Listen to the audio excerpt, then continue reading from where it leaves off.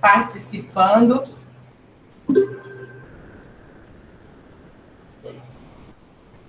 Então, boa tarde a todos e a todas. Agradecemos a participação de vocês na Semana do Meio Ambiente do Campus Zona Norte. A nossa oficina, ela tem como título a Educação Ambiental, insights sobre o patrimônio natural e cultural de Porto Velho, o Boto da Amazônia. Eu sou a professora Sandra Santos da Costa, sou coordenadora do curso superior de licenciatura em pedagogia da UAB e serei a moderadora dessa oficina.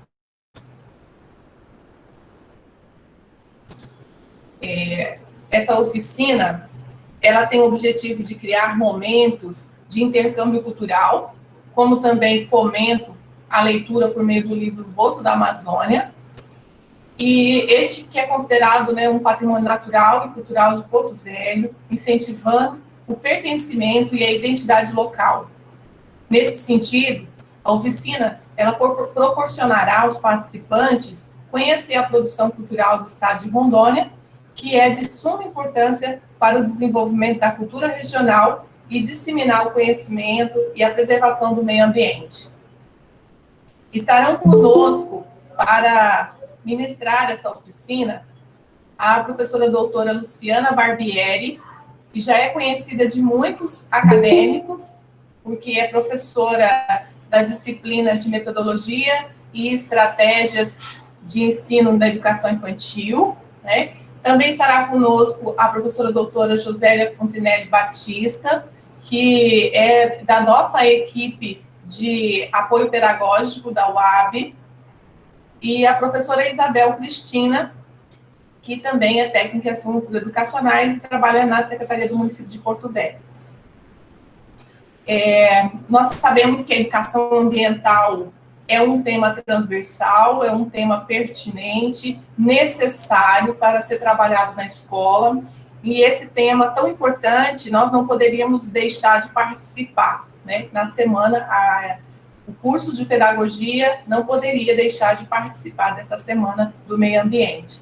Então, a professora Luciana fez esse convite e nós estamos todos aqui visando proporcionar conhecimentos nessa temática tão importante para os futuros professores, futuros pedagogos. Então, iniciando a nossa oficina, a professora doutora Luciana Barbieri, que é graduada em licenciatura plena em administração, especialista em educação ambiental e gestão pública e mestrado e doutorado em administração, e atualmente é professora formadora do curso de pedagogia do IFRO. Ela explanará sobre os insights da educação ambiental. A palavra está com você, professora Luciana.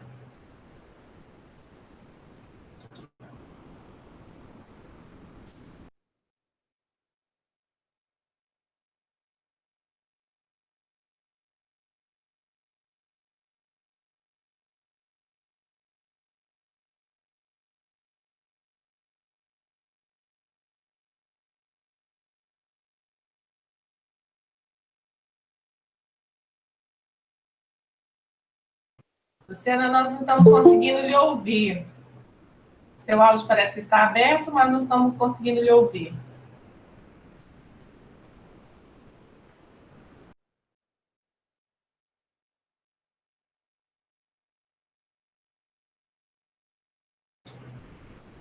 Alguém está ouvindo a professora Gisélia? Não, tem que ver se ela não tem alguma coisa, algum conector no som, e às vezes esqueceu de desbloquear.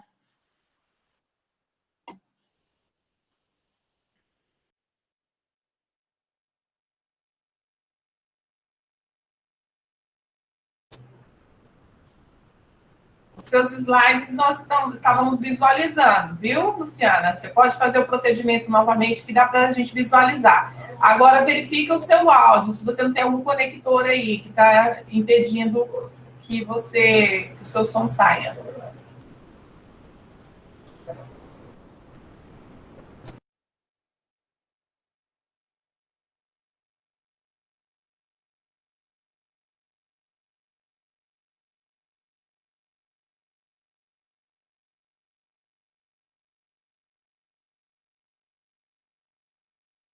Estamos visualizando.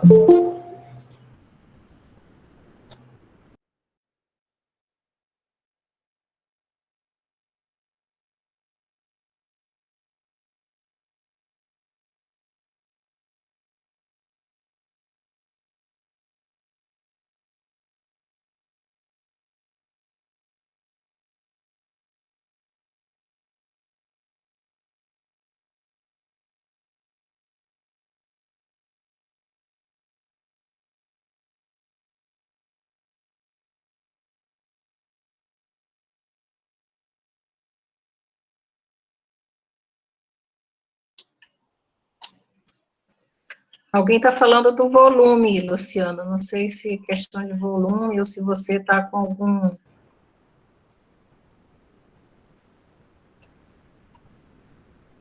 fone de ouvido conectado no local aí da entrada do som.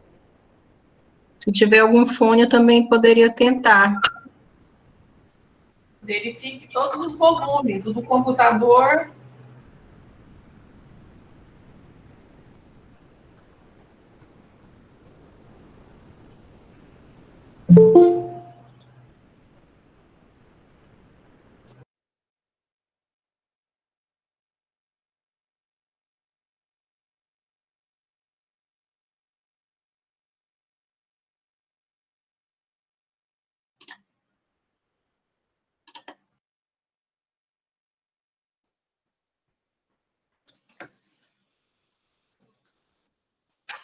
Lu, se você sair e voltar para a sala também, veja se dá certo, porque às vezes tem uma questão de autorização do som também. Então, nós vamos fazer o seguinte, Josélia. A Luciana vai ficar tentando aqui e nós vamos dar continuidade com você. Pode ser? Pode sim. Então, pessoal, peço desculpa, tudo é ao vivo, tecnologia é assim mesmo, né? Então, vamos lá, agora a professora Josélia. Vou fazer a apresentação da professora Josélia, tá? A professora doutora Josélia Fontenelle Batista, ela é graduada em Geografia,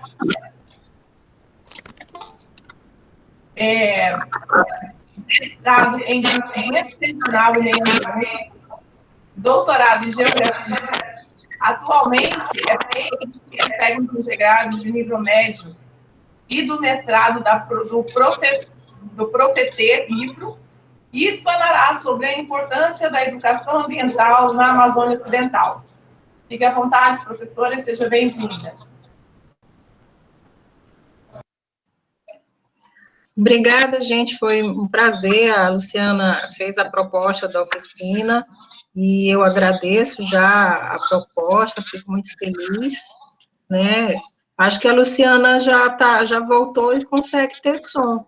Quer tentar, Luciana? Estão me ouvindo? Sim. Agora eu vou. Sim. Acho que é bom ficar na sequência. Tá. Deixa eu só ver. A questão das perguntas, Sandra, eu acho que poderia ser, após o bloco de cada uma, fazer 5 minutos de perguntas. O que você acha? Sim, exatamente. Vocês terão 10 minutos cada uma para fazer a exposição e depois nós abriremos para os questionamentos, tudo bem? Tudo bem.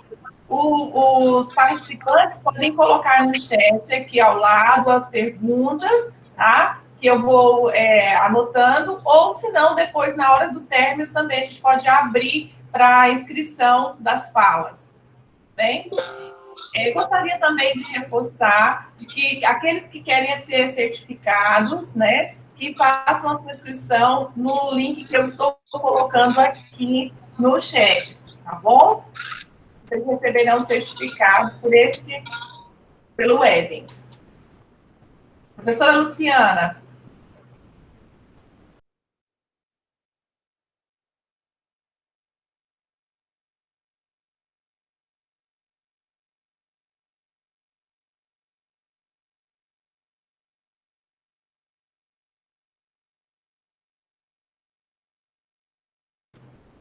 Deu problema novamente, hein, professora? Não estamos lhe ouvindo.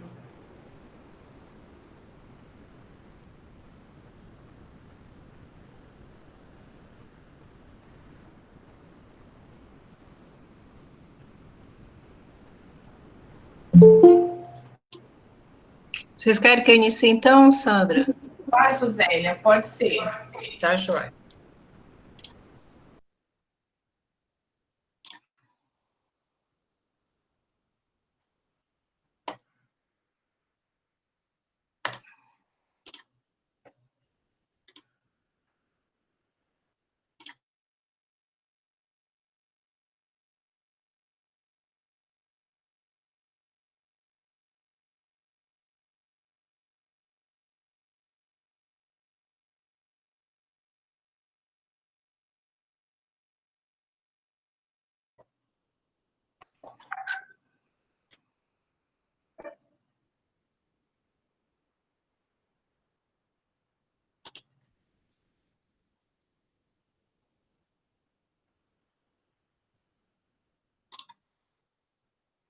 Gente, está dizendo que eu não consigo, que eu preciso conceder permissão, mas eu já concedi aqui. Deixa eu tentar novamente.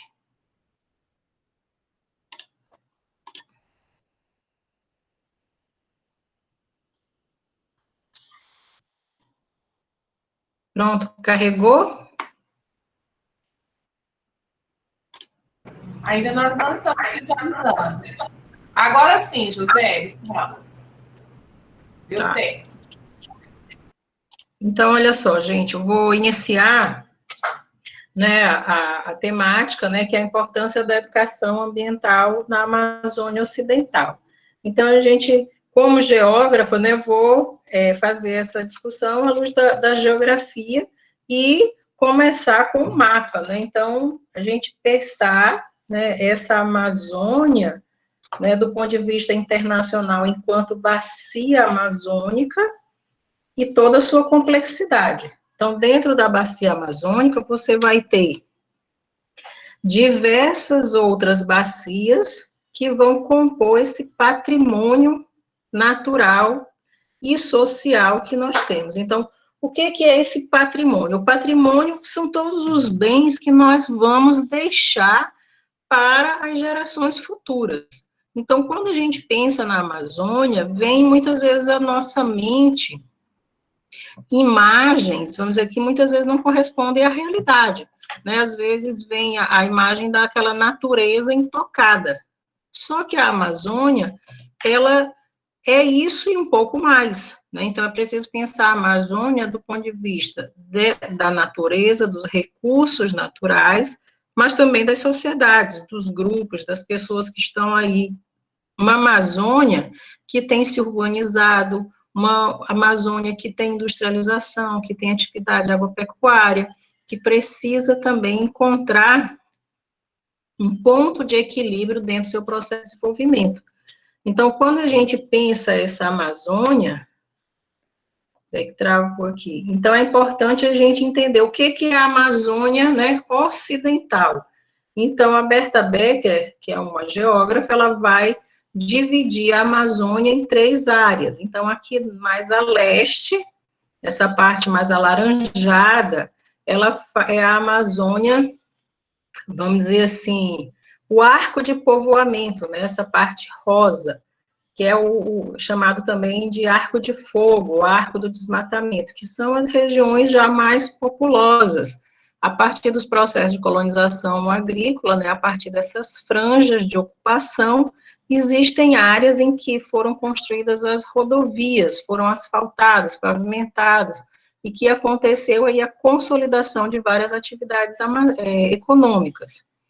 Nós temos também essa Amazônia Central, que é essa que está circulada pela cor azul, que é a Amazônia que está em franco processo hoje de desmatamento, disputas, né, disputas territoriais, você tem as comunidades tradicionais, você tem os atores econômicos do agronegócio, que entram em conflito, né, a partir do que se quer para a Amazônia. O que se quer para a Amazônia? Existe uma ideia hegemônica, existe uma ideia principal, então é importante pensar nessa situação. Quem diz o que deve acontecer na Amazônia? Então, a partir desses conflitos de interesse, você vai ter essas disputas territoriais pelos recursos, né? Pelo recurso natural. aquilo que um entende que deve ser preservado, o outro acredita que não é importante. E aí nós temos essa Amazônia Ocidental, que é essa que está no círculo amarelo, que são as áreas mais preservadas atualmente, não vou dizer intocadas, mas que ainda guardam muitas das peculiaridades naturais. Então, aqui eu não vou descrever todo o potencial do bioma amazônico equatorial, mas nós sabemos que a Amazônia tem um rico potencial de vida, né, de recursos minerais, diamante, ouro, petróleo, gás natural. Você tem riquezas que ainda não foram conhecidas dentro hoje da tecnologia, das biotecnologias. Então, é um patrimônio pouco conhecido, mas existente e que precisa ser repensado. E aí, nós pensamos, né, o que nós queremos para essa região. Qual é o interesse? Então, quais são os desafios para essa sustentabilidade, para essa educação ambiental? Primeiro é o novo significado geopolítico da Amazônia no âmbito global, né? Então, a Amazônia hoje é um lugar de disputas do capital, né? É a última fronteira, onde vai se buscar recursos naturais. Então, quando se pergunta para onde expandir, não existe mais espaço. Então, a Amazônia ela é vista como esse espaço de possibilidade. E espaço de possibilidade também para o Brasil, um espaço de transformação.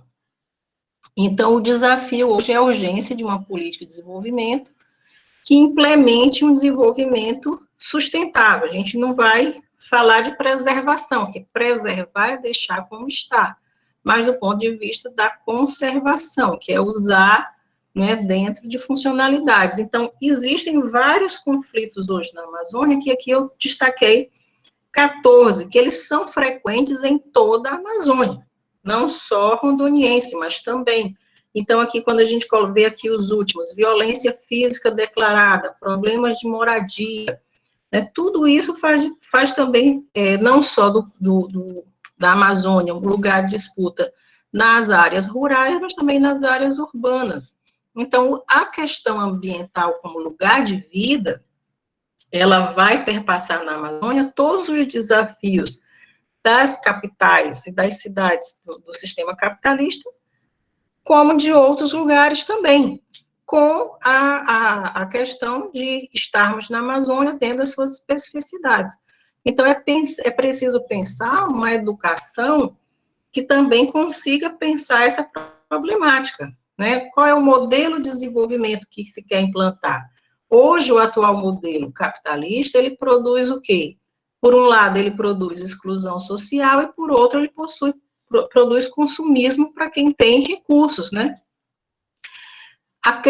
O grupo de exclusão vai ser gerado o quê? Miséria e fome. E o grupo que possui algum recurso, né, ele age como? Através da opulência e do desperdício. Então, tudo isso vai gerar degradação ambiental. E essa degradação vai levar a essa perda da qualidade de vida, fome, sofrimento, calor, doenças, violência, falta de moradia, insegurança, criminalidade. E essa perda dessa qualidade de vida vai levar a essa perda da experiência, da qualidade de vida humana. Né? Viver deixa de ser uma coisa boa, deixa de ser, então, vai mexer, né? Inclusive com o interior, a identidade, aquilo que as pessoas têm como importante. Então, é preciso pensar um ambientalismo dentro do ponto de vista sem polarizações, sem radicalismos. Os ecologistas, né, colocam que a vida no centro de tudo, e os economistas colocam o homem, né, a economia no centro de tudo. É preciso um equilíbrio, né? Nem tanto a economia, nem tanto a natureza, mas é preciso uma conciliação, porque o ser humano também é um ser social, precisa sobreviver, a gente não pode negar isso.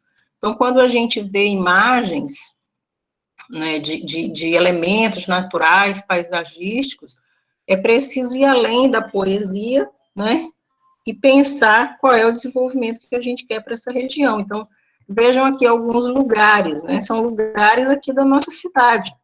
Vejam que são áreas urbanas, degradadas, né, pessoas que não tem saneamento, não tem esgoto, né? Então, elas também precisam de um lugar, né, de qualidade ambiental, de uma experiência de vida. Esse outro lugar, aqui, ele já não existe mais. Esse aqui era a vila da Cachoeira de Teotônio, onde as pessoas pescavam, né, era uma comunidade tradicional, e foi substituída por uma vila, vamos dizer assim, nos padrões que quem era de fora achou que era adequado, mas hoje não é, esse lugar está praticamente abandonado, as pessoas ficaram insatisfeitas, né? Então, a qualidade ambiental, sem uma perspectiva cultural também, ela não se completa. E esse lugar 3 aqui, também aqui na região de Rondônia, né?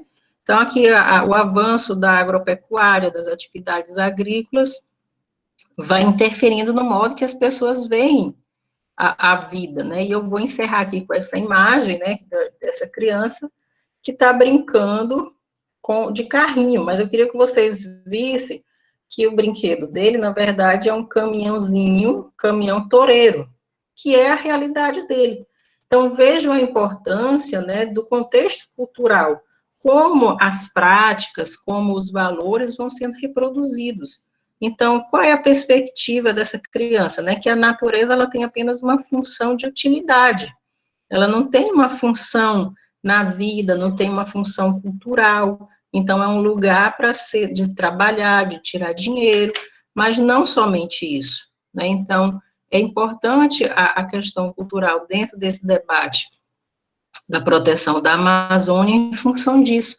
Então é preciso pensar uma educação ambiental de consciência, né, cultura de intervenção social e identificação dos fatores nas diferentes escalas geográficas. Então, por exemplo, local, regional, nacional e global.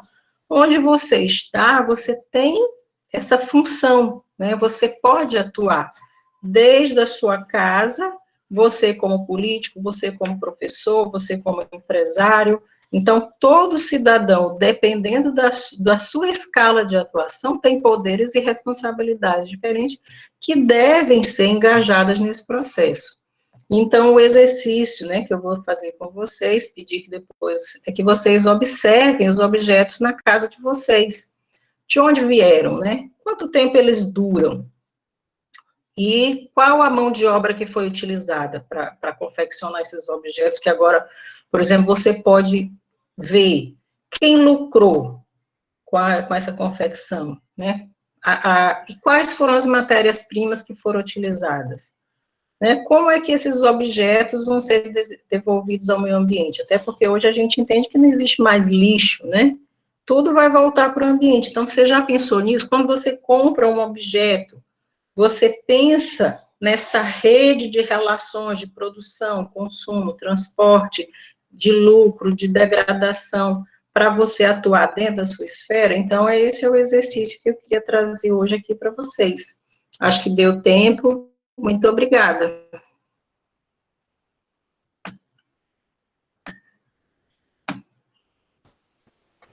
Eu que agradeço, professora Josélia.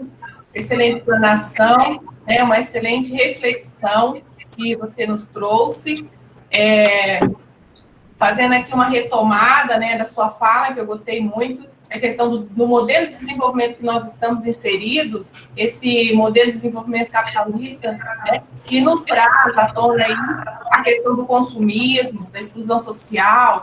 Então, para nós que somos educadores, é muito importante que possamos estar refletindo sobre essas situações que nós estamos inseridos. Tudo isso agrava a degradação, leva à degradação ambiental, né?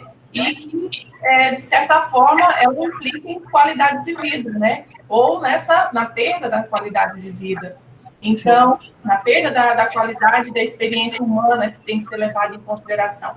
Somos seres viventes, vivemos num planeta só, não tem lugar para o lixo está entre nós, então precisamos repensar as nossas práticas, nossas posturas, né? E como tem aquela propaganda que tem passado agora, né? Que não adianta a gente ter conhecimento, mas se a gente não coloca isso em prática, nós não estamos, de fato, contribuindo para para o meio ambiente, né? Então, foi uma excelente explanação. E agora, aqueles que queiram fazer algum questionamento, está aberto para o questionamento da professora Josélia, da palestra da professora Josélia.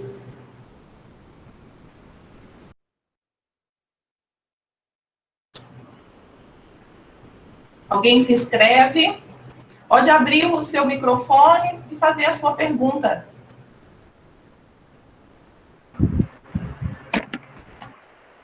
Boa tarde. Boa tarde, Marcos. Tudo bom? Eu queria dar os parabéns à professora Josélia e toda a equipe que está realizando a oficina. Eu lembro que, quando eu fiz o meu mestrado, um dos questionamentos, né, que a gente discutiu as usinas hidrelétricas era essa questão da relação, não é, do capital com a natureza, não é? Eu até escrevi ali, então, geralmente, eu fiz até um desenho lá, muito semelhante, né, a esse desenho que a professora mostrou, dessa relação que existe, né, do biocentrismo, né, do antropocentrismo, né? Então, geralmente, as relações elas estão voltadas para o homem, para o ser humano se sobrepor à natureza, não é? E, na verdade, é o capital, não é, que faz essa sobreposição. Então, a gente, enquanto ser humano, não acredita que a natureza ela tem um valor que deve ser compartilhado com o ser humano, não é? Ela tem que é o social com o ambiental, não é? Em busca do que tem se falado de sustentabilidade, né? O desenvolvimento sustentável, não é? Que vem sido falado aí nos últimos 40 anos. E aí, olhando lá para as dimensões de Sachs, né? Ele vai trazer lá a dimensão cultural, professora Josélia, em que eu acredito muito. Quando eu estava em Juara, no Mato Grosso, nós discutimos muito isso lá no Instituto Ecumã, que a dimensão cultural ela precisa estar no chapéu, né, no topo do chapéu, não é? Quando a gente compreender a cultura local, nós vamos conseguir compreender todas as outras dimensões, perspectivas, visões, não é? Que estão ao entorno, não é, dessa questão ambiental, não é? Que hoje todo mundo trata como sustentabilidade, né? Então, essa questão cultural é importantíssima. Ela começar a ser tratada como não uma dimensão da sustentabilidade, mas ser colocada no topo, e a partir dela a gente começar a entender, né, o que tem de seres humanos, de animais, de fauna, flora, de interações, não é? E também de possibilidades econômicas, não é? A partir de todos esses atores. Então, a gente fez essa discussão lá, e eu acho importante, né, trazer aqui como uma contribuição, né, e também um questionamento, né, se a professora quiser aprofundar, né, sobre essa questão da cultura, né, em si, representando, porque sempre a gente vê, no governo atual, por exemplo, houve um desmonte, não é, daquilo que é entendido como cultura. Olha, a gente não pode discutir muito cultura por aí mais, não é? Então, assim por exemplo, dentro de uma empresa. Uma empresa, ela vai destinar lá um percentual de apoio a projetos culturais e vai entender que ela já é uma empresa que investe em cultura. De repente, uma instituição de ensino, uma instituição pública, não é? Então, o que eu estou querendo dizer é que nós precisamos começar a pensar que a cultura ela é muito mais do que isso. Ela é uma dimensão que, a partir dela, nós vamos estabelecer as outras dimensões de sustentabilidade. É esse o meu questionamento, professora. Obrigado pelo espaço, tá? Obrigada eu, Marcos. Realmente, assim, a cultura, do ponto de vista, vamos dizer que nós estamos falando aqui, é uma coisa muito abrangente. Ela é, na verdade, o conjunto de valores. Aqui é o conjunto de valores sociais compartilhados entre os grupos e que, a partir dos valores, é que as nossas práticas são conduzidas. Quando eu ajo de uma determinada forma com a pessoa ou com o meio ambiente, com a minha casa, é a forma cultural com que eu fui ensinada a valorizar ou a desvalorizar determinado objeto, determinada pessoa. Então, hoje, a desvalorização da natureza.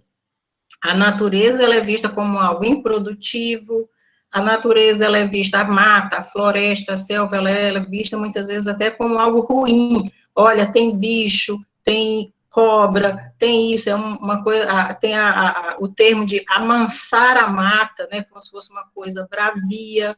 A ideia de progresso, que é a ideia da fumaça, que é a ideia do concreto, que é a ideia do cimento, essa ideia que tem sido valorizada. Então, se nós não desconstruirmos esses valores que eram da época da Revolução Industrial e que levou ao declínio de várias áreas, né, naturais, e a sociedade começou a perceber como que o ambiente estava interrelacionado com a sua saúde, com o seu bem-estar, então hoje o que a gente tem tentado é fazer um resgate disso. Mas o grande capital, ele joga, né, ele tem outros elementos que a mídia a seu favor. Então, hoje, a mídia, ela coloca, principalmente a Amazônia, está em risco, porque a partir de agora vai ser reforçada a ideia da crise econômica, e a Amazônia vai ser a porta de resposta para essa crise. Porque o que eu vou dizer para vocês é o seguinte, gente, quando a gente quer salvar o meio ambiente, a gente tem que salvar as pessoas. Não tem como eu convencer uma pessoa que está passando fome no meio da floresta que ela não pode desmatar, porque as suas necessidades básicas, elas são prioritárias. Então, é importante pensar o contexto da Amazônia, da educação, da cultura, da conservação, do desenvolvimento dentro de um contexto complexo, né? Então, é importante, sim, então, na escola, que é onde nós vamos ter aí os educadores, as pessoas conscientes, as pessoas qualificadas, as pessoas que têm, vamos dizer assim, o poder e a autoridade ali de formar as concepções científicas, é que nós vamos ter isso. Então, o ser humano, ele se distanciou do meio ambiente como se a natureza colocasse ele em risco. E agora que a gente está tentando essa reaproximação, né, como as populações tradicionais fazem respeito ao meio ambiente. Então, é uma luta, é um campo de disputa, sim, né? Então, é importante a atuação da escola de uma forma consciente.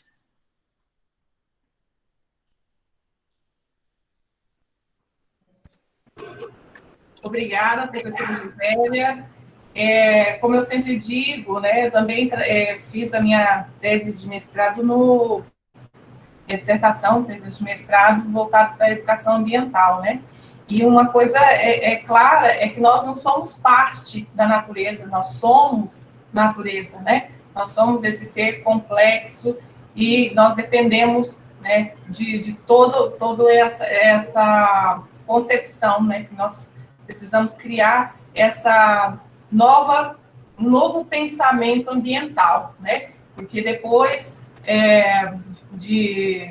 do pensamento de Descartes, que cientificou tudo, nós nos afastamos da natureza, nos distanciamos, e aí criamos um estereótipo de que nós é que dominamos a natureza, e então nós queremos ultrapassar os limites da natureza. Na verdade, nós somos natureza, precisamos pensar dessa forma.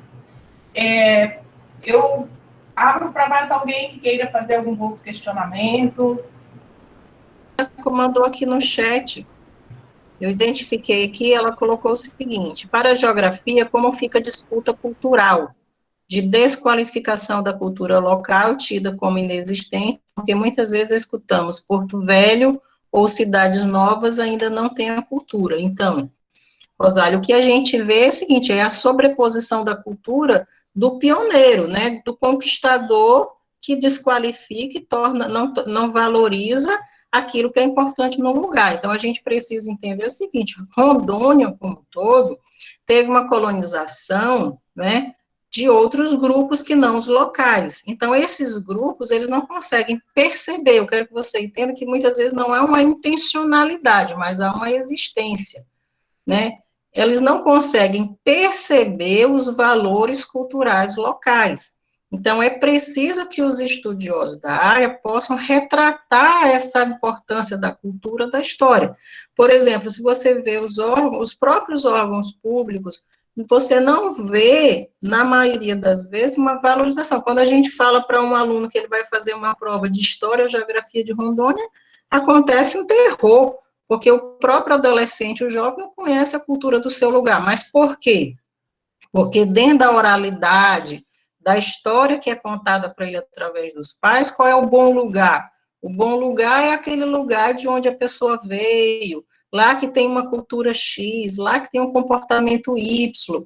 Então, mesmo passando de pai para filho, há uma valorização do externo, e não a valorização do externo. Então, a escola, desde a primeira infância, precisa reverter, né, essa situação para que se crie a cultura da identidade, da afirmação, de onde o indivíduo se identifique com a sua cidade, valorize o seu lugar e as suas riquezas, porque ele é hoje daqui. Hoje, 100% hoje dos alunos do ensino médio, não vou dizer 100, mas dos levantamentos que eu tenho feito quando eu dou aula, hoje praticamente 80%, 90% dos alunos são nascidos na cidade, mas mesmo assim eles não se consideram rondonienses. E isso mostra o quê? Mostra que nós não estamos conseguindo estabelecer essa relação do vínculo cultural.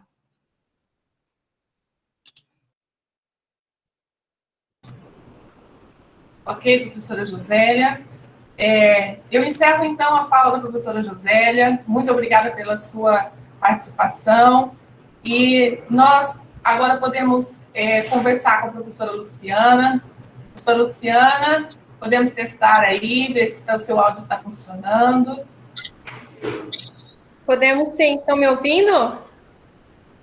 Sim, Estão me ouvindo? perfeitamente. Sim, perfeito. Então, podemos começar. Então, tá. Posso, então, inserir os seus slides aqui, né, professora, por aqui? Isso, fazendo um favor.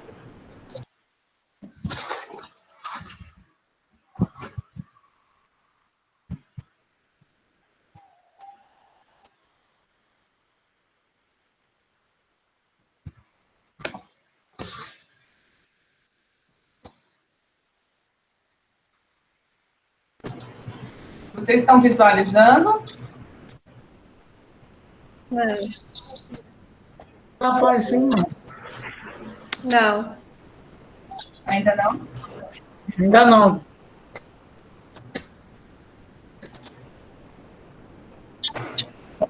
Vou só ampliar agora, professor.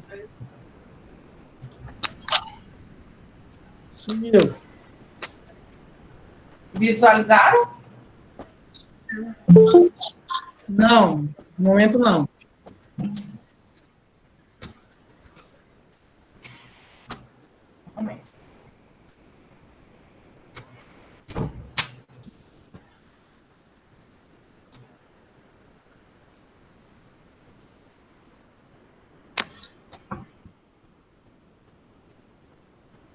Aqui para mim vai dar como se estivesse Uau. apresentando, professora.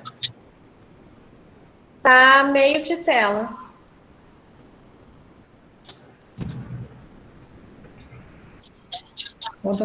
Professor, só ampliar agora. Apresentando? Sim. Sim? Sim, tá ok, professora Sandra. Então, boa tarde a todos. O meu intuito, né, de fazer esses insights sobre educação ambiental é contar um pouquinho de toda a contextualização histórica de onde começou a educação ambiental, a questão ambiental, né, quem foram os precursores que iniciaram com essa visão, né, de preservação, conservação do meio ambiente, até na atualidade hoje, no século XXI. Pode passar, professora. Então, com a expansão do capitalismo no pós-guerra, começou o boom econômico, ou seja, né, foi chamado a era do ouro do capitalismo, a industrialização, né, econômica, meados da década de 50. E na década de 60, foram os primeiros insights, mais precisamente em 1962, com uma pesquisadora chamada Raquel Carson, que ela criticou, né, através do seu livro Primavera Silenciosa, os efeitos nocivos do uso dos pesticidas na agricultura nos Estados Unidos. Né? Então, em 1962 começou o primeiro insight sobre a conservação e preservação do meio ambiente. Né? E a partir disso, através desse livro dela, em 1968, tivemos uma reunião chamada Clube de Roma, que foi feito em Roma, na Itália, onde buscavam chamar atenção para a característica global dos problemas ambientais. E foi a partir do Clube de Roma que depois, em 1972, que foi realmente o marco da educação ambiental na Conferência Mundial sobre o Meio Ambiente Humano em Estocolmo. E nessa conferência se reuniram para discutir problemas ambientais, no qual o meio ambiente foi colocado como tema principal da agenda nessa conferência. Então, o marco da educação ambiental, por mais que tenha sido lá em 1962 pela Raquel Carson, em seu livro Primavera Silenciosa, 1972 é o que se considera que abriu as portas para o mundo, né? E a partir disso, em 1977, na Conferência Intergovernamental de Tbilisi, realizada na Geórgia, houve a disseminação da educação ambiental mundialmente, né? Foi um passo significativo com essa conferência realizada na Geórgia. E, a partir dessa conferência, em 1987, foi assinado um documento pela Unesco, né, pela Comissão Mundial sobre o Meio Ambiente, chamado Relatório Nosso Futuro Comum, onde tinha como primícia que o desenvolvimento sustentável é aquele que deverá atender às necessidades do presente, sem comprometer a capacidade das futuras gerações as suas próprias necessidades, ou seja, garantir que o que nós vivemos hoje, né, que nossos filhos, nossos netos possam ter essa qualidade de vida que estamos vivendo hoje.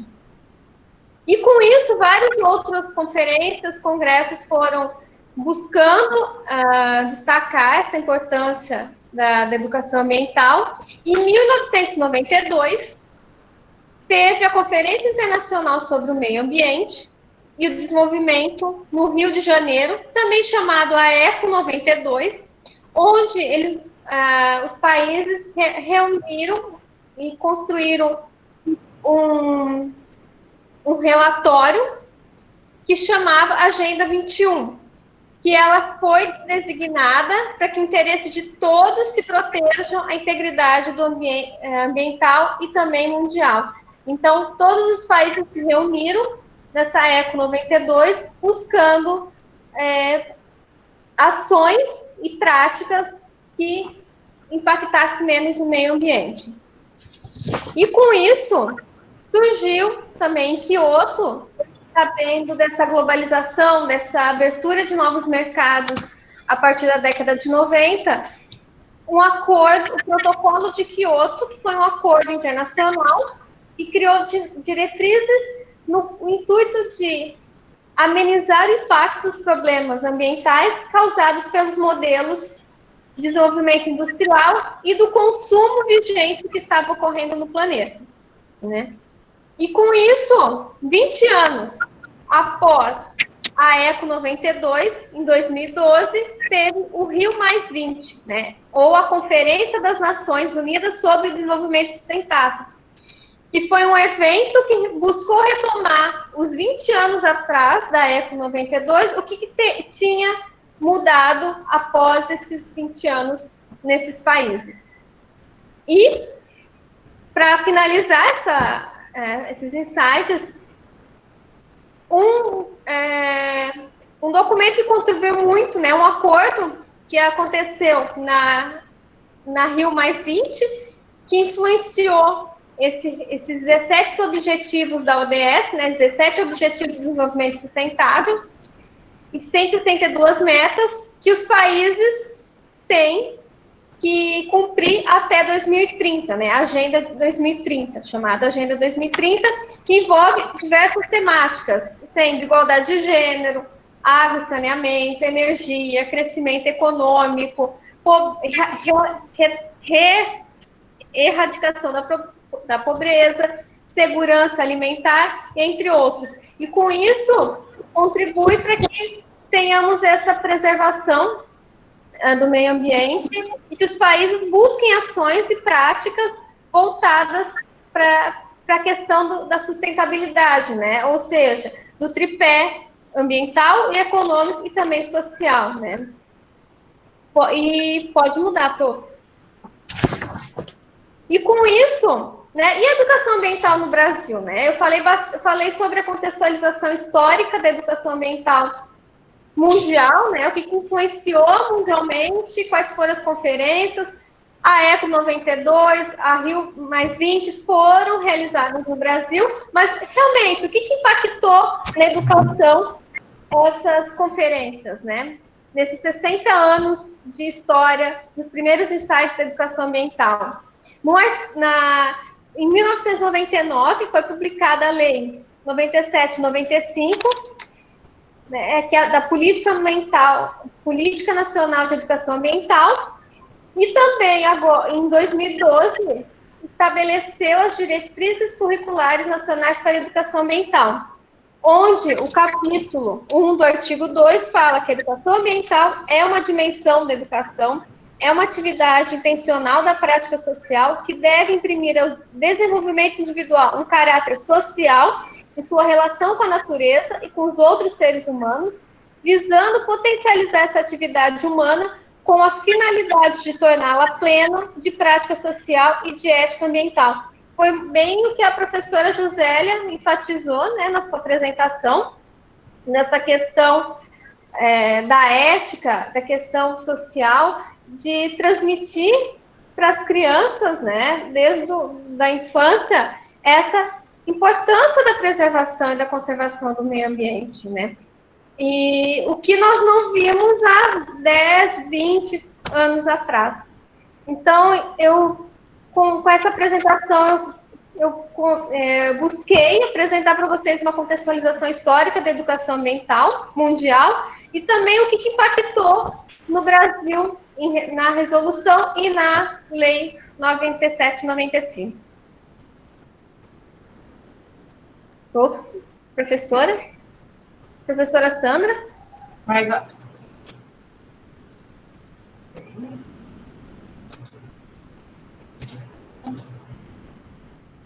Eu não sei se podemos falar agora com a professora Isabel e depois fazerem as perguntas junto, por causa do tempo.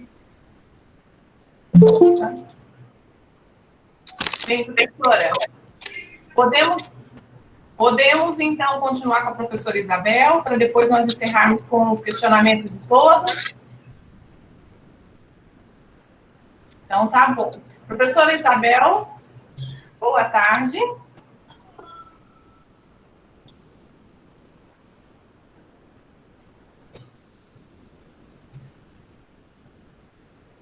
Professora, está presente?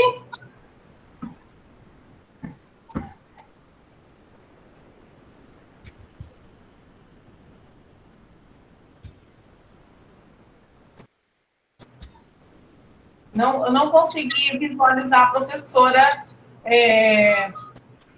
na sala. Professora, se não estiver conseguindo emitir o áudio, coloca no chat.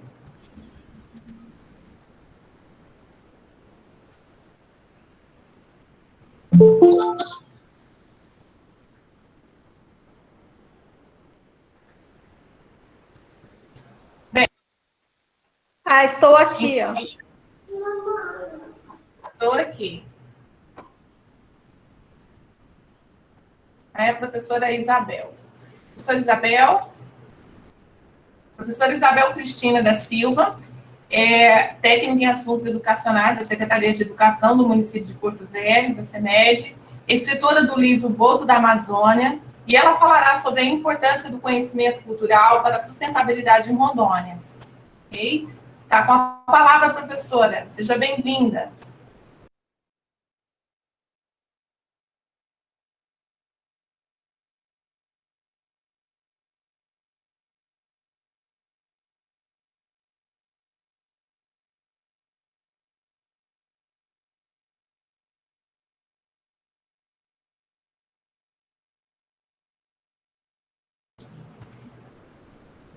O seu áudio, professor, está com algum problema?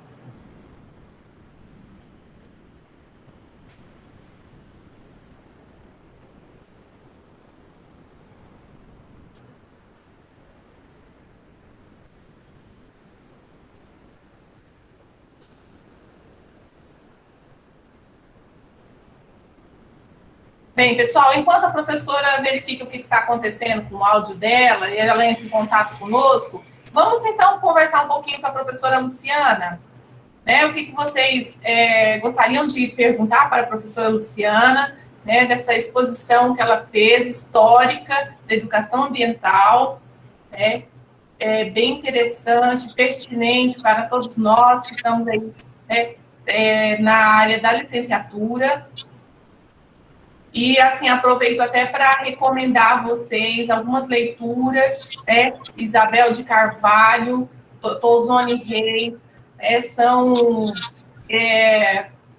escritores, autores da educação ambiental que trazem muitas contribuições para a nossa formação.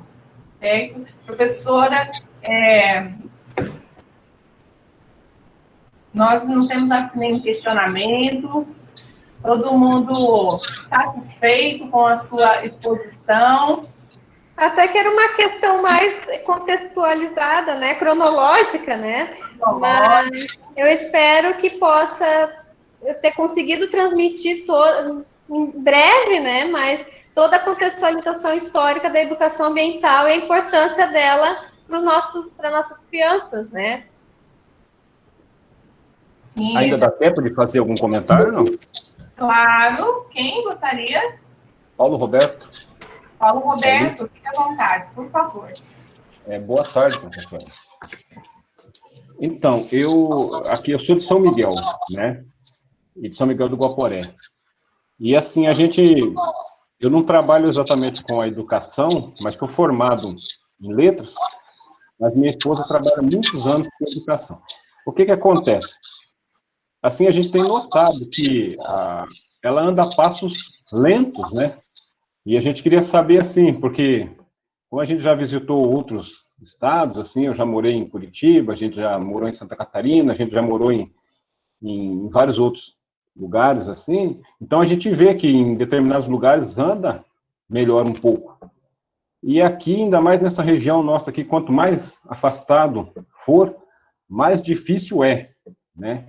Então, assim, é só um questionamento, né, assim, a gente ponderando um pouquinho.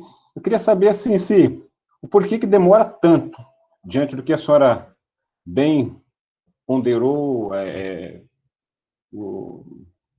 trazendo as datas, que não são poucos anos estudados e poucos anos debatido esse tema. Por que demora tanto?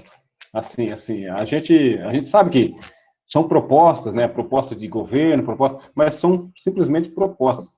E assim, a gente como ambientalista, também sou formado em gestão ambiental, e a gente vê assim que, aqui, por exemplo, na secretaria, eu trabalho no meio ambiente, na secretaria a gente não consegue fazer muita coisa, porque assim, embora tenha as propostas de governo, a gente não consegue fazer mais do que isso, mais do que se pede, né? A gente consegue fazer única e exclusivamente o que se determina, né? E eu acho passos bem lentos. O que a senhora pode me falar a respeito disso? Obrigado. Então, vamos lá.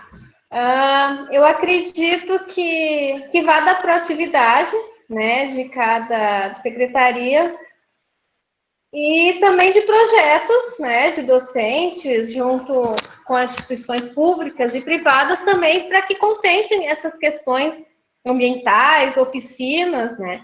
A professora Isabel, ela é bastante experiente. Na hora que ela falar sobre o estudo de caso do Boto, né, em seu livro,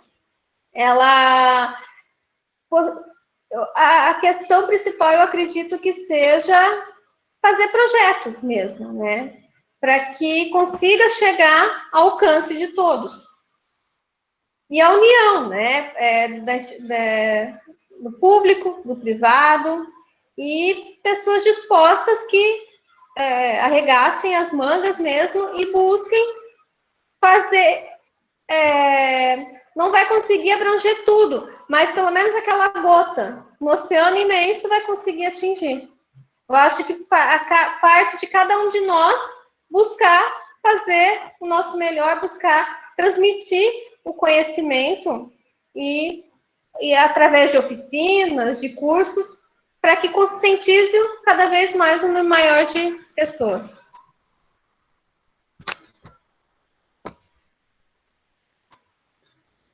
Posso? Oi, Carolina? Isso. Sim. Em relação a esse tema e ao problema à questão que o Ângelo de Castro pôs, qualquer pessoa, fazer aquilo que está determinado não chega. Nós temos que lutar para fazer mais alguma coisa.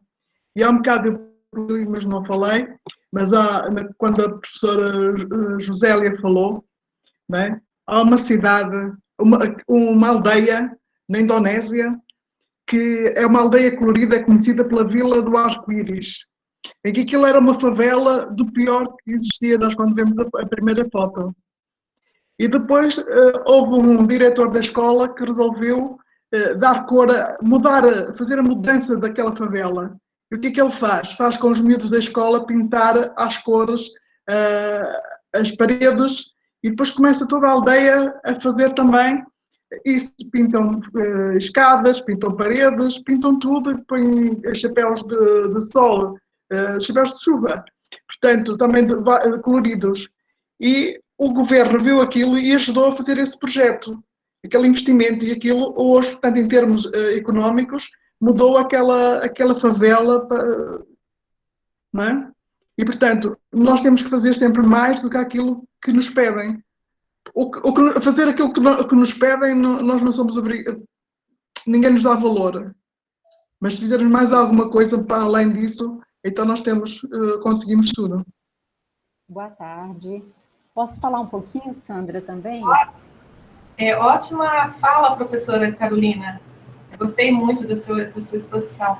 Eu vou abrir para mais uma pessoa, e aí nós passamos, então, para a professora Luciana fazer a última exposição, e aí passamos para a professora Isabel, porque nós já estamos até extrapolando o nosso horário, tá? E a professora Isabel depois terá 10 minutos também para expor a sua fala. Agora, Maria, à vontade. Ângelo, eu vou sugerir que você acesse na internet recuperações de fontes d'água do município de Capitão Leônidas Marques. Você vai ter a oportunidade de conhecer uma experiência de trabalho que foi construída a partir de uma sementinha de mobilização social e que foi ganhando corpo, ganhando visibilidade e foi angariando o apoio da comunidade e do poder público. E você não imagina o trabalho, o belo trabalho que vem sendo desenvolvido nesse município. Já recuperaram muitas minas d'água e isso despertou, a partir dessa mobilização inicial com a comunidade, e o poder público não teve como não apoiar, não teve como passar a investir recursos, a adquirir insumos, a adquirir instrumentos, ferramentas para que o projeto se mantesse. E o projeto já foi premiado dentro do Brasil, já teve a oportunidade de ser levado para fora do país para mostrar a experiência, mas que nasceu disso que a professora Carolina Rodrigues acabou de colocar, de uma experiência que nasce dentro de uma comunidade e vai ganhando corpo e vai ganhando dimensão, e hoje não tem como. É impressionante o trabalho que é feito nesse município. Obrigada, Sandra, pela oportunidade. Professora Maranei, eu gostaria que você colocasse aqui no chat a sua recomendação para todos. O Paulo Roberto até solicitou, tá bom? Ok. Professora Luciana, pode fechar a sua fala? Então, eu agradeço a oportunidade, agradeço também a participação de todos, né? E que possamos ser essa gotinha no meio do oceano, né? Que cada um fazendo a sua parte, chegaremos mais longe. Obrigada, professora. Professora Isabel Cristina, já fiz a sua apresentação. Gostaria agora que a senhora se apresentasse, né, o seu tema para todos nós. Seja bem-vinda, muito obrigada pela sua participação. Logo após a fala da professora, abriremos para apenas dois questionamentos para nós encerrarmos.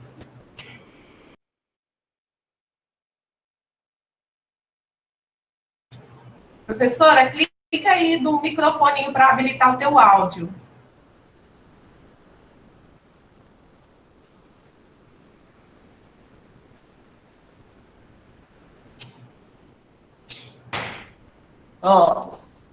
Boa tarde a todos. É uma satisfação imensa estar aqui com vocês hoje. Eu agradeço a organização do IFRO, a professora Luciana, pelo convite especial. Me senti lisonjeada para estar presente nesse evento, e de um evento de notoriedade para dar impulso na nossa cultura regional. Eu quero falar aqui de uma frase de uma autora regional que é a doutora professora Nair Gugel. O jeito de falar de um povo é parte de sua cultura. Ontem fez 30 anos que eu cheguei em Rondônia. Então, assim, eu só tenho a agradecer por todo o conhecimento que eu tenho sobre a Amazônia, sobre a identidade local de Porto Velho, e que as pessoas acham que aqui não tem identidade. Nós temos, sim, muita identidade local. Nós temos muita cultura local. Agora, precisa ser mais registrada, catalogada e identificar os atores locais. Por a cidade ter muitas pessoas de vários estados do Brasil e do mundo, cada um quer mostrar a sua história, a seus estados. É isso que falta, esse poder de cada pessoa que nasce aqui querer escrever sobre as histórias daqui e revelar o grande potencial da literatura de Porto Velho, do estado de Rondônia, porque nós temos, assim, uma rica história cultural, patrimonial, natural e um legado para a humanidade, porque nós moramos no maior bioma do mundo. Então, por isso que eu me identifico, porque eu além de querer conhecer desde a infância e morar na Amazônia, quando eu cheguei aqui, me apaixonei pelos botos. Então, eu sou uma pessoa que sempre, quando eu tinha horário livre, eu ia fotografar os botos. Eu trabalhava na sala de aula, quando eu cheguei nos anos 90, a questão da identidade local, dos pontos turísticos, e mostrando às crianças que o boto era um patrimônio, era uma riqueza, que o mundo todo vinha observar isso aqui em Rondônia, porque a nossa capital, além de ser banhada pelo Rio Madeira, todos os dias o boto está lá, fazendo o seu show para os munícipes, para os ribeirinhos, para os turistas, viverem esta emoção de ver um boto no Rio Madeira. Porque boto é uma atração cultural, turística, em qualquer lugar. Então, assim, eu sou muito grata, porque depois de 29 anos, o ano passado, eu tive a ideia de convidar 2 professores para escrever cordéis falando sobre o Rio Madeira e os botos, a nossa cidade, a nossa cultura. Eu encontrei uma professora da rede municipal e um rapaz que faz recursos humanos que ele ama Porto Velho, mora 10 anos em Porto Velho, e eles se identificaram, cada um escreveu um cordel. Eu consegui o patrocínio através de empresa privada e de 2 vereadores. Nós conseguimos rodar 10 mil cordéis e fomos levar esse projeto dentro das escolas municipais. Como nós iniciamos um projeto desde 2017 sobre o Boto Tucuxi vai à escola, então levamos o Boto Tucuxi e os cordéis para serem distribuídos e realizar uma apresentação cultural. Então, assim, as crianças ficaram assim, tem criança que não conhece o Rio Madeira. Então, a nossa identidade ainda, a nossa escola precisa ser impulsionada, precisa ter uma logística para que as crianças conheçam o nosso patrimônio natural.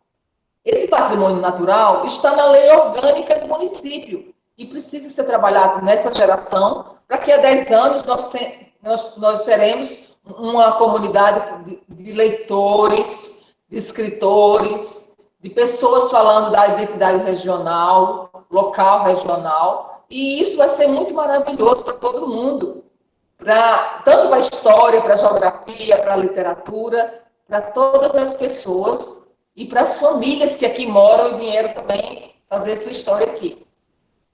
E depois desses cordéis, um certo dia eu fiquei muito ansiosa, sem dormir, aí eu disse assim, meu Deus, eu vou escrever um livro do Boto. É o jeito, vou escrever um livro para criança. E então eu resolvi escrever um livro para criança e na mesma noite eu escrevi todo o livro. Em 15 dias estava realizado a ilustração do livro pelo Miquelito Alves, um grande ilustrador aqui do nosso município, que ele não é daqui, mas mora 10 anos daqui também, mas faz parte da história de Rondônia já. E com um mês depois, eu já estava na Bienal, lançando um livro na Bienal. Para mim, foi o melhor presente em 2019.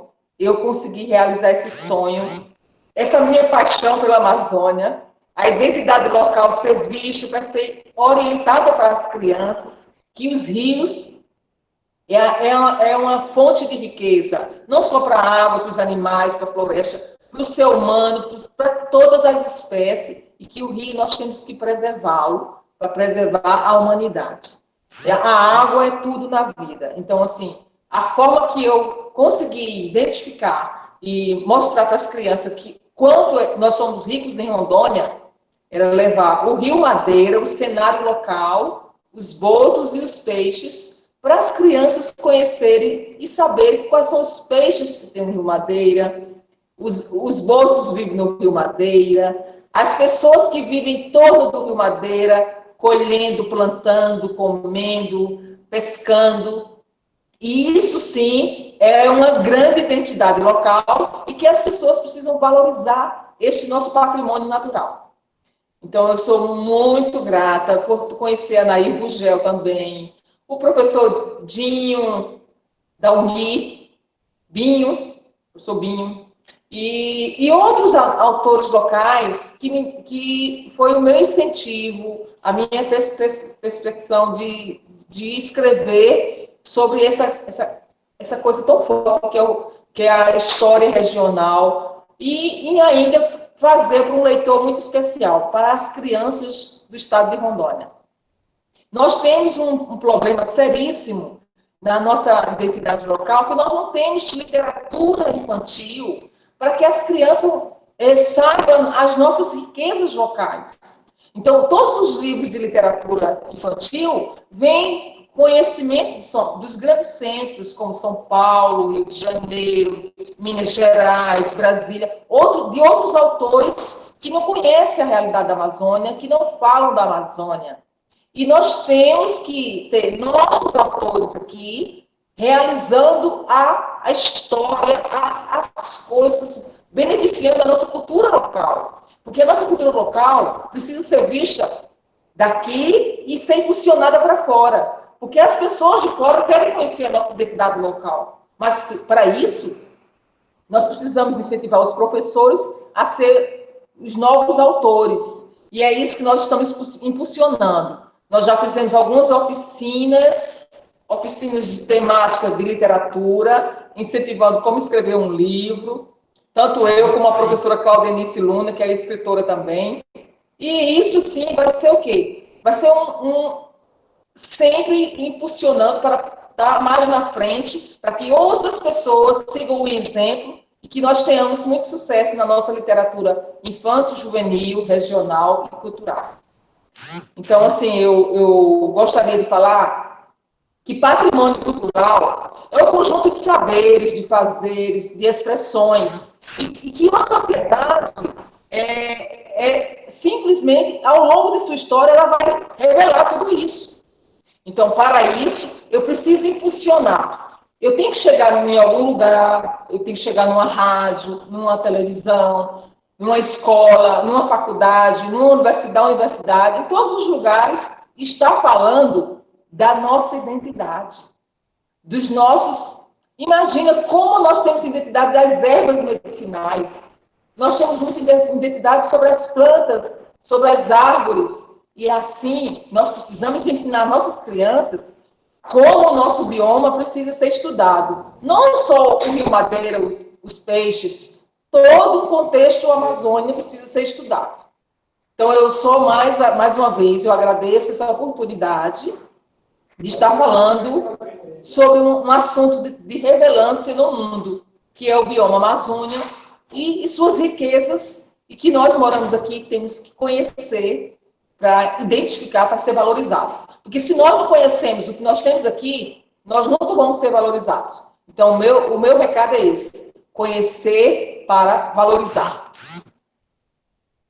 Eu acho que eu já cheguei aos 15 minutos. Sim, professora. Mas quer concluir? Ainda tem mais algumas falas? Eu só quero, assim, que os alunos, eu estou à disposição para que os alunos do curso de pedagogia e outros alunos também de outros locais, outras pessoas, outros pesquisadores, vamos se juntar. Eu estou convidando para a gente se juntar e fazer um coletivo de literatura infantil, um coletivo de literaturas para a Amazônia, que nós temos que mostrar o que nós temos de melhor aqui na Amazônia. Nós podemos, basta querer. E esse querer está dentro de cada um de nós. Esse querer é vivo. Todo dia tem que impulsionar a sua mente que você quer crescer, quer vencer e quer fazer o melhor pelo nosso estado, nosso bioma, nosso Brasil e pelo mundo, pela humanidade. Eu quero agradecer a todos mais uma vez. Meu muito obrigado pela essa participação. Nós que agradecemos e ficamos felizes, professora Isabel, com a sua participação. Abrirei agora para 2 falas. Alguém gostaria de fazer alguma pergunta à professora Isabel? Posso falar? Sim. Em relação à professora Isabel, eu estive a ler o título e o resumo do livro e achei muito interessante. Mas, para além de escreverem, porque também não sei se existe, estou a falar que não fui a fazer a pesquisa, quintas pedagógicas para as crianças.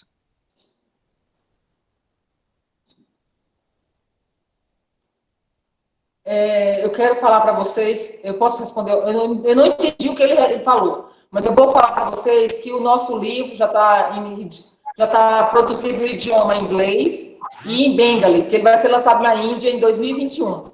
E em inglês, em brevemente, nós vamos só imprimir para também se lançar em outro país. Mas devido à pandemia, nós não fomos para a Índia esse ano, vamos só em 2021. E que o livro vai ser lançado em vários outros idiomas. Mas para além do livro, não sei se me estão a ouvir, para além da escrita, deviam pôr em prática em quintas pedagógicas. Conseguem ouvir? Não. Eu não entendi. A gente consegue lhe ouvir, mas não conseguiu entender. Pedagógica, alguma coisa pedagógica. A senhora poderia repetir de novo para ver se a gente consegue...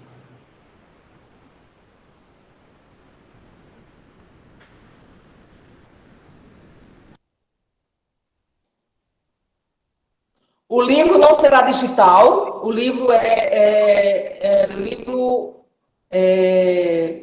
será lançado por editora. Eu já tenho a venda em Porto Velho, né? E nós vamos fazer lançamento em vários estados do Brasil, depois da pandemia. Nós estamos organizando um planejamento para a divulgação do livro no Brasil.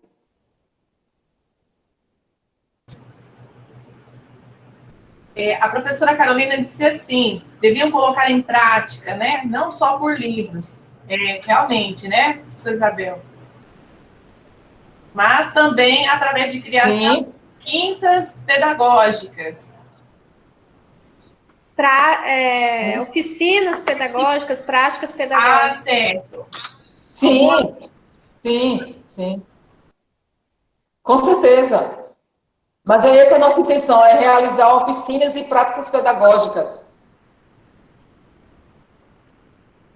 Respondido, professora Carolina. Mais alguém?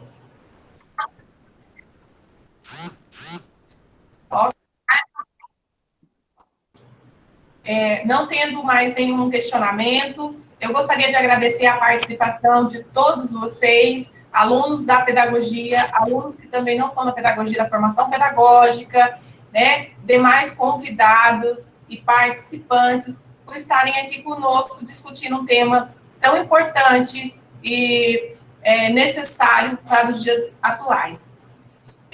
Eu agradeço a participação da professora, a participação e a organização da professora Luciana Barbieri, da professora Josélia Fontinelli e da professora Isabel. Foi um imenso prazer estar mediando a fala aqui com vocês. Também gostaria de pedir desculpa pelos entraves da tecnologia, né? Tivemos alguns probleminhas de tecnologia que atrasou nossa oficina, por isso ela está encerrando com quase 25 minutos a mais. Mas agradeço a todos e não esqueçam de fazer a inscrição ali pelo link que está no chat, no ladinho ali, tá bom? Que esse link é do Evan. Eu vou colocar novamente, tá? Para que vocês possam acessar, que vocês vão receber a certificação de participação mediante essa inscrição. Nada mais, né, a falar, a professora Luciana quer fazer um encerramento, e a gente, então, fecha essa oficina. Eu agradeço pelo convite, né, que eu fiz pela professora Sandra.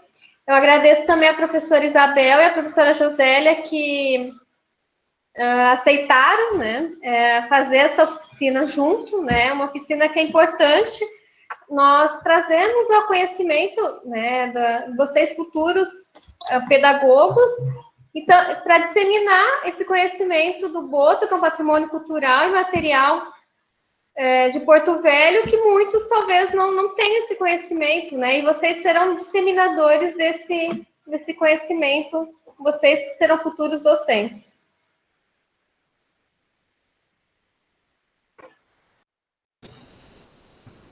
Está encerrado, então. Um grande abraço a todos, uma boa semana.